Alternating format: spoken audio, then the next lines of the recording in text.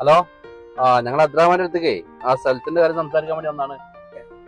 ഇതാ അദ്രാമാനൊന്ന് പോയി വിളിച്ചോക്കാം.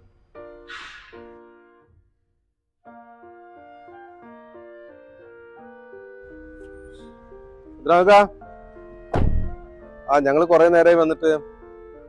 സലാമാജി ഇവിടെ ഉണ്ട്. ഓക്കെ, ഇപ്പൊ വരാറുണ്ട്. അസ്സലാമലൈക്കും.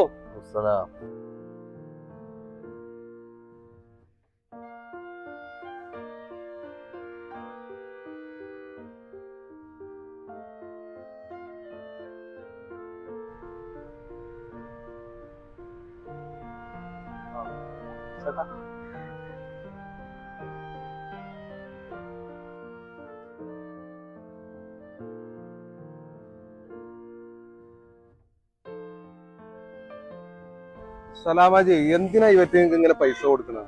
റഷീദേ, പഠിച്ചവനെ നമ്മക്ക് ഇഷ്ടം പോലെ പൈസ നിൽക്കണില്ലേ, അത് മറ്റുള്ളവർക്ക് കൊടുക്കാനുള്ളതല്ലേ. ഞങ്ങൾ ചെയ്യണ ഭയങ്കര പുണ്യമുള്ള പ്രവൃത്തി തന്നെയാണ്. പക്ഷെ ഇതുപോലുള്ള ഭിക്ഷാടന ആളുകളൊക്കെ ഭിക്ഷാടന മാഫിയന്റെ ഭാഗമാവും. അവർക്ക് കൊടുത്തു കഴിഞ്ഞാൽ അവര് എവിടുന്ന് വരണ്ടാണ്? നമ്മളെ നാട്ടുകാരൊന്നല്ല അവര്. നിങ്ങൾക്ക് കൊടുക്കാൻ ആഗ്രഹം ഉണ്ടെങ്കിൽ ഞാൻ അർഹതപ്പെട്ടവർ ഞാൻ കാണിച്ചു തരാം. എന്റെ കൂടെ വരും, ഇറങ്ങി.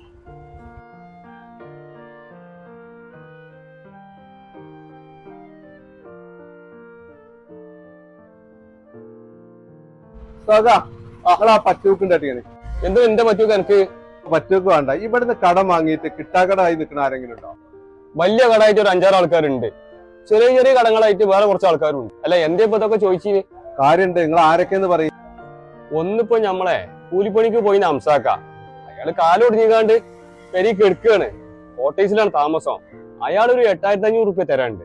പിന്നെ ഞമ്മളെ കതിയ, അതിന്റെ പുരാപ്പള മരിച്ചേക്കണ്. 3 കുട്ടികളുണ്ട്. ഓള് ഈ ആരാന്റെ പെരിയില് പെരപ്പണിക്ക് പോയിട്ടും പെര തുടക്കാൻ പോയിട്ടും എല്ലാം കൂടി ആയിട്ടാണ് കാര്യങ്ങൾ കഴിഞ്ഞു പോയത്. ഓക്ക് കിട്ടിക്ക് എന്തോ ഒരു പ്രശ്നമായിട്ട് ഓള് കുറേയായിട്ട് പെരിയിലാണ്.